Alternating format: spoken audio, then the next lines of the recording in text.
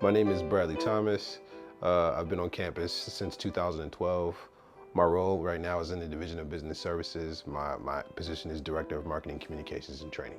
The Leadership Institute makes you see things about yourself that you weren't aware of. Because I've been to so many leadership conferences and seminars, or read a lot of books.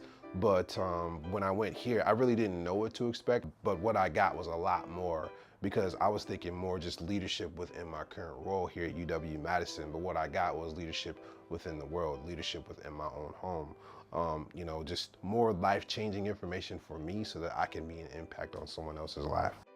It's not like going to a psychologist's office and sitting down and you got to get all deep about all this stuff. But what you do is you come in, normally you have a short reflection which is related to the content that you're actually learning about. And what I've figured out is that it's a very laid back atmosphere where you can feel free to actually be yourself and talk about the different topics, but then learn at the same time. There's gonna be someone that's gonna say something that you never thought of before, that's gonna be an aha moment for you. I'm fully aware of how I'm perceiving people based upon their dress, based upon what they're saying to me, based upon their body language.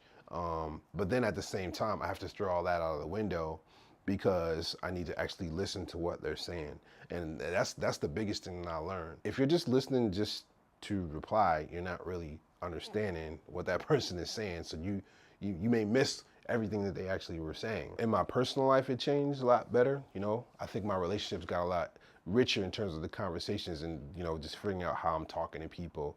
I think that got better. Once people give you the knowledge, you can try to ignore it, but it's gonna be right in your face. I think everyone should be required, it should be part of the onboarding process to be part of some sort of a learning community, because you don't know what you don't know until you start gaining that information and understanding where you do have different privileges in society and how that translates into your work and how you communicate with one another. So I feel like everybody should do it.